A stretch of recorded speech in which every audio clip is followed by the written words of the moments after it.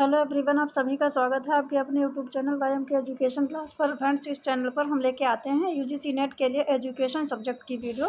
तो देखिए, अभी से तैयारी करना शुरू कर दीजिए। क्या करिए कि इस चैनल को करिए सब्सक्राइब। फ्री में छोटी छोटी चीज़ें, एकदम छोटे छोटे वीडियो अभी हम लेके आते हैं। फिर ज़्यादा से ज़्यादा लोग जब हमसे जुड़ेंगे तो एकदम लॉन्ग वीडियो इस चैनल पर पूरा सिलेबस आपको मिलेगा।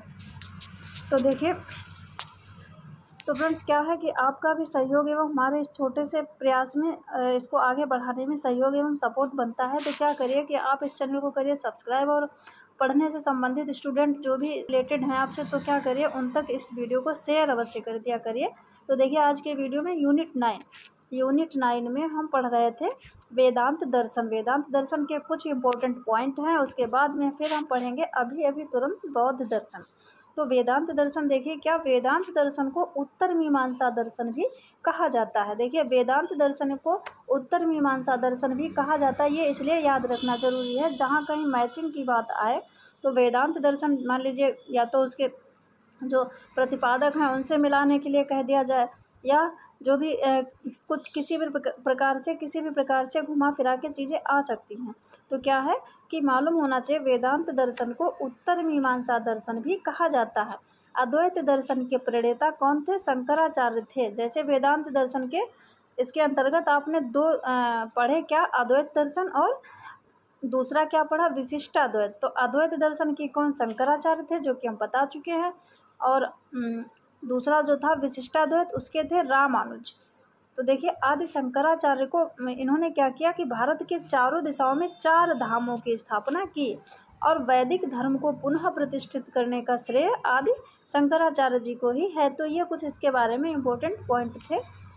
उसके बाद में और देखिए, अब बौद्ध दर्शन। अब बौद्ध दर्शन देखिए, बौद्ध दर्शन देखिए, महात्मा बुद्ध, इन्होंने इसके बारे में जो भी कुछ इस संसार में भ्रमण करने के पश्चात अनुभव किया, तो वो सारी चीज़ें इस दर्शन में बताई गई हैं। तो देखिए, बौद्ध दर्शन क्या है कि देखिए, महात्मा बुद्ध ने सांसारिक दुखों का कारण अविद्या को माना है। बौद्ध दर्शन के जिन सिद्धांतों और तत्वों का जनमानस और शिक्षा पर व्यापक प्रभाव देखने को मिलता है, तो बुद्ध के अनुसार क्या है? देखिए, ये जन्म, मृत्यु, संयोग, वियोग आदि ये सभी क्या है? दुखमय है।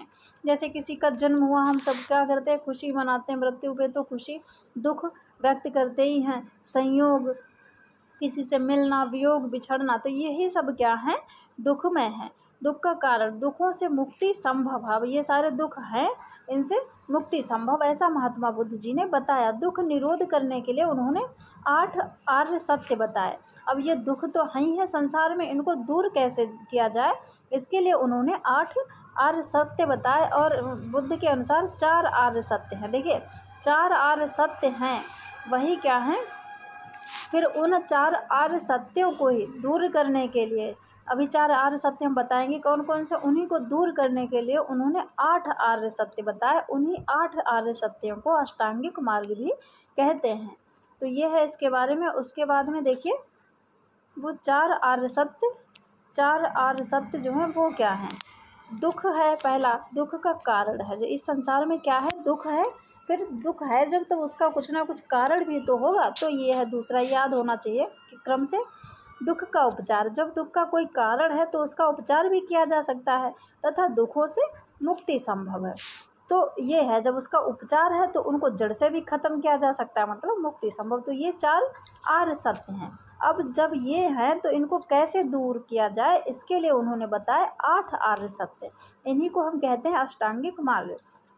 पहला देखिए, सम्यक दृष्टि। सम्यक दृष्टि प्राप्त करने पे ही मानव निर्माण हेतु प्रयास करने का संकल्प करता है। तो ये है सम्यक दृष्टि, मतलब निर्वाण। देखिए, किसी अलग अलग धर्मों में पता, जैसे किसी धर्म में इससे पहले जो पढ़ा था उसमें मोक्ष प्राप्त करना, और बौद्ध धर्म में क्या? निर्वाण, उसी को कहते हैं निर्वाण प्राप्त करना।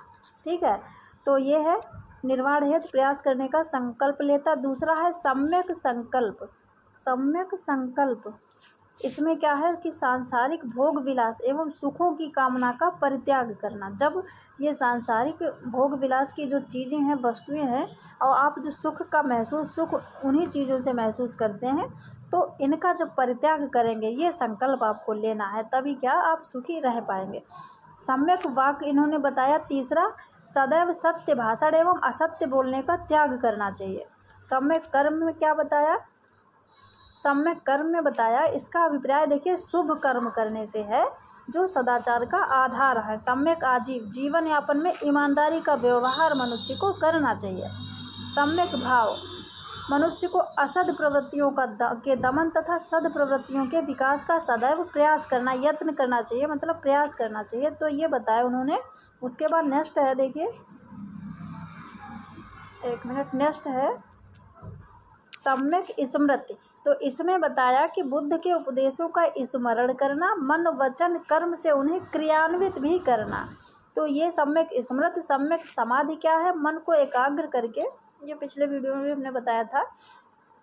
सम्यक समाधि क्या होता है, सम्यक समाधि करके परमानंद को प्राप्त करना, परमानंद प्राप्त करना ही क्या है, समाधि है। इन्हें ही अष्टांगिक मार्ग भी कहा जाता है। तो ये चीज़ें थी।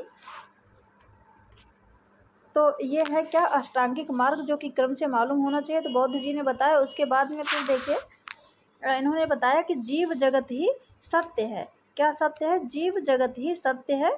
जीव और जगत यही सत्य है, बाकी सब क्या है, मिथ्या है, मतलब झूठ है। ऐसा कहकर बुद्ध नास्तिक की श्रेणी में आ गए। तो ये चीज़ें तो उन्होंने बताई, लेकिन ये नास्तिक की श्रेणी में आ गए, इसलिए ये दर्शन भी नास्तिक दर्शन में गिना जाएगा।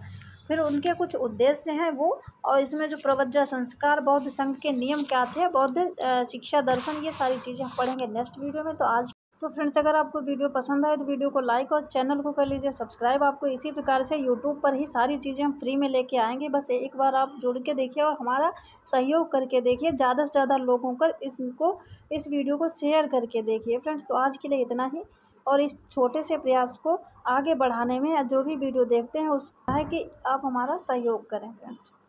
तो आज के लिए इतना ही, मिलते हैं नेक्स्ट वीडियो में।